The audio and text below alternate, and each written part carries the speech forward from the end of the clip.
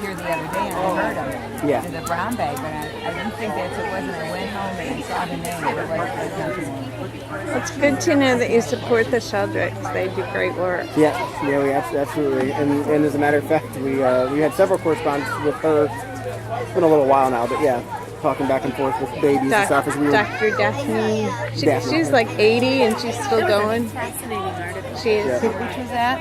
The Sheldrick Orphanage in Kenya. Oh, they rescued the baby orphan elephants, and then they reintroduced the ones that survived. Where do you find the article? What there was is just an article out, but they have a website.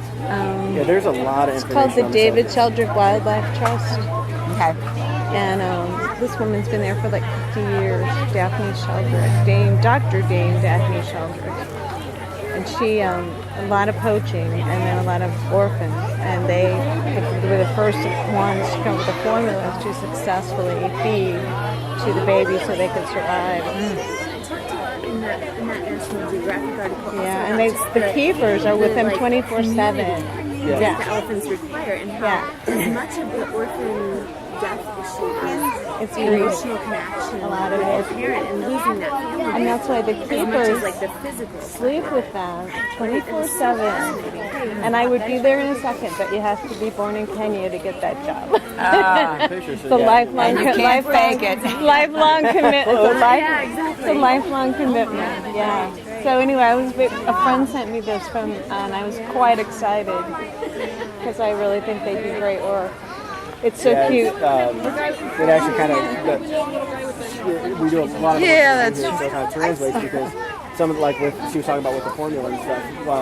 Within AZA, one of the things that we've done is we've been able to formulate an elephant milk replacer essentially based on taking some of the milk, analyzing it, figuring out what its consistency is, and being able to make some of that. Yeah, so we've been able to do that, which is something that we're hopefully we can actually share with with other areas. And then other things we were just talking about was in Asia. It's a very different situation than the West.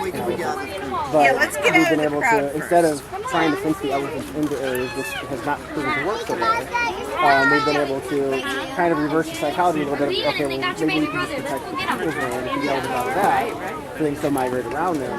And we've actually sponsored a lot of field work to be able to go over and figure out ways to grow things that would attract the elephants, that keeps them out of the farms, and to be able to protect the Now, where's that, Corey? The last stuff that we did was in Burma. And I'm trying to think of the guy's name who led the project, and I can't think of it off the top of my head right now.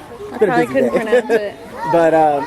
But yeah, so I mean, we're constantly trying to figure out ways like that we can take what we've learned here and apply it to them to try to. I mean, the hard fact is, with Asian elephants, a huge amount of them, even if they're quote unquote in the wild, they're still managed by people in some degree. Yeah. So we can use what we learn here to hopefully help them to try to keep the human conflict down. Significantly less. Significantly. Like I said, with Asians, they're about 30,000. With African elephants, they're in the hundreds. So, They're huge. yeah, they're significantly more. And it's been on the upswing. Yeah, Africans have been on the upswing, and that's why you'll hear sometimes where they'll actually have to do culls in certain areas because certain populations will get so dense.